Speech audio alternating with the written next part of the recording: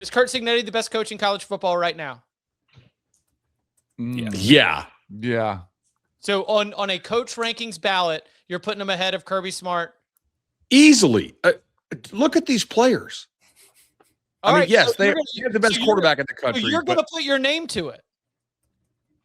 No, not just sitting on the Cover 3 podcast. Yeah, but for sure. Out the coach rankings ballot, right? Chip, I get tired when we get all this pushback from people who don't vote, because there's a lot of people who want to talk about. Oh, I do vote in this. Some of that stuff I don't vote in. I vote in this. I'm on that episode. Do this. How's the CBS Award going to do this? Well, you got an opportunity. You could vote. Danny cooked my ass on CBS Sports HQ, and I didn't vote. You could have voted.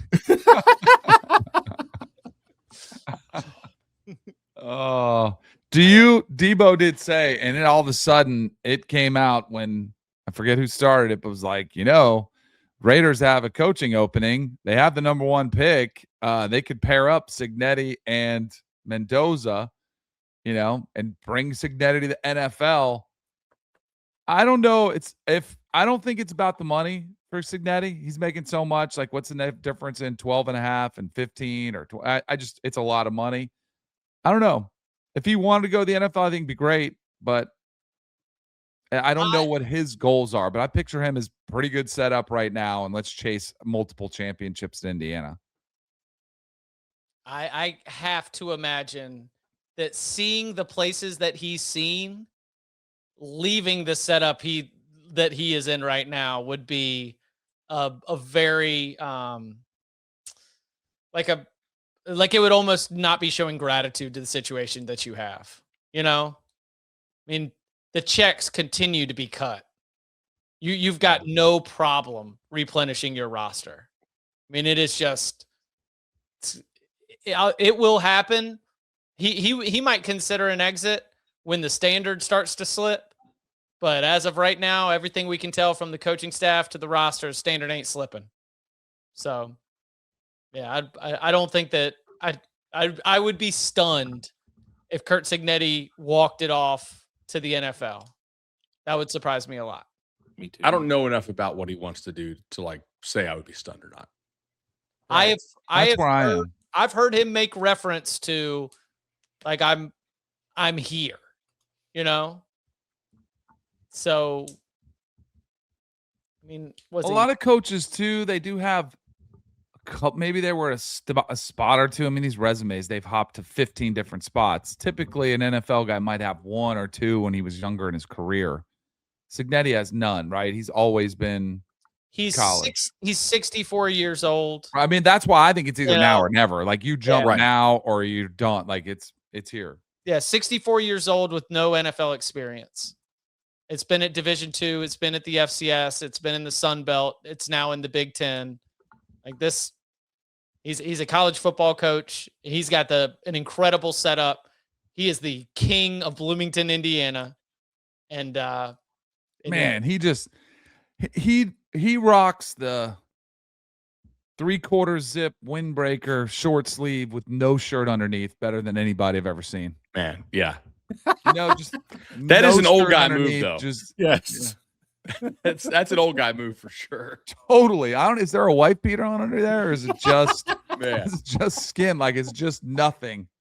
Because it was cold at one of those games. It looked cold, and he's just there. Because I remember seeing he had the same outfit on. We talked to him the morning of the Big Ten championship game. He just comes out in that.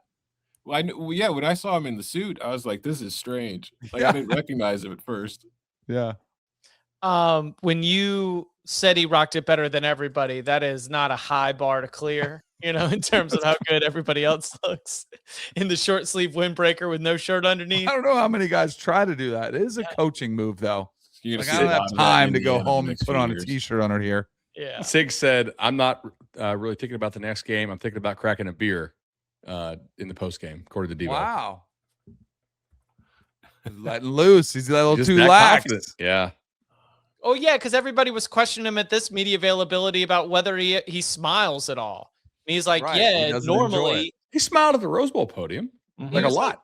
normally, when I get with my coaches, we'll have a beer, then I'll enjoy it. He goes, but these college football playoff games, they got 10 to 15 press conferences to go to after every one of them. So gotta watch that beer in the office, though. I mean, Ohio fired a guy over that. Remember, that was allegedly the reason for a couple of hours.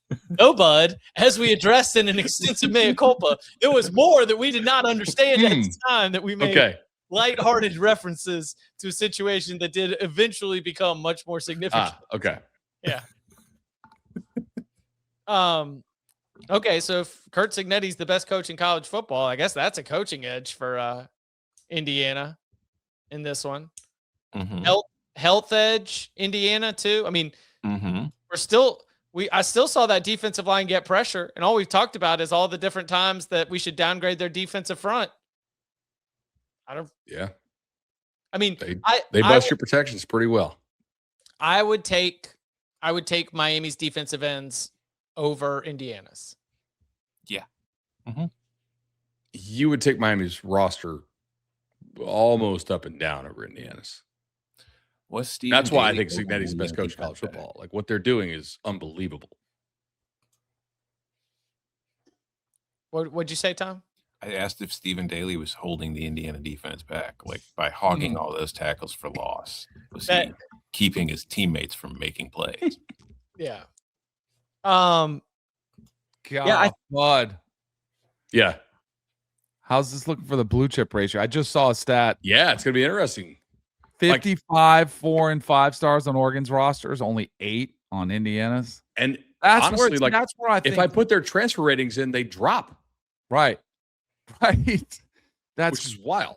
So that is where I've always favored, you guys know this, as long as been on here, I've always we do coach of the years. I'm always trying to give, when Pat Fitzgerald was at Northwestern, when what's his name was at Duke, Cutcliffe. It was I always had it those guys maximize so much of what they get with their players. But it was always you're throwing homage to them and you're paying homage to what they're doing. They never did this. And I know it's a different era, but they are paying for players, but it's still pretty remarkable to do it with this cast of characters and going against all these teams throughout Ohio State's roster, which might be the most stacked in all of college football. It is so impressive. That to me is where I'd have no problem whatsoever saying Curt Cignetti is the best coach in college football. I mean, they're coaching circles around everybody. If you're not voting him number one, I think that's drug test. Look at these results. Should Indiana be drug tested? This is what the fans of teams who have lost to them the last few weeks are asking people.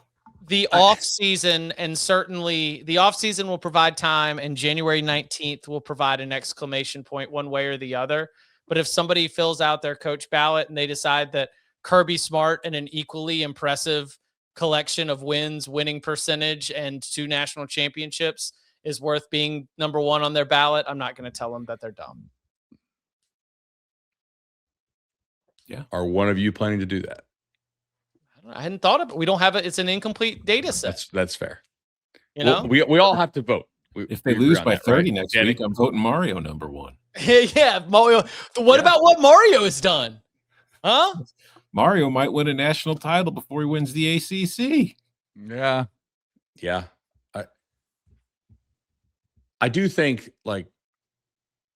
getting a bunch of really experienced, good college players is obviously a much more viable strategy now that the talent is spread out in the sport so much, especially if you pair it with the number one overall quarterback. Last year, Indiana was a good team that had a real favorable schedule, and without this, kind of quarterback, Notre Dame stomped them out, right? Ohio State stomped them. This year, they're way better. I think most of that is Mendoza. They're a little bit better on the offensive line, but him making some of these throws and just never making any mistakes is nuts. They're just they're playing the computer. It's impressive stuff. Just so prepared. Yeah. Mm-hmm. Number one team in the country. They were they have been the team that just has outplayed everybody at almost every turn. Iowa thought they had him. Penn State thought they had him. They wiggled out. And then against even more dangerous teams, they've looked even better. The narrow margins of the Big Ten championship might be a fun revisit and a fun rewatch as we prepare for the national championship. That was just 13-10 and a game that kind of required Mendoza to sweat a little. That was also a great game for Indiana's defense, which continues to show up here. They give up the late touchdown that Bud's very happy about but for 3.5 quarters, for almost every snap, Indiana's defense won against Oregon's offense. And that's just continue like that. That's not just you've got the number one quarterback. That is a group that is well prepared, dialed in, and executing at the highest level. So I'm very interested to see where this goes so far.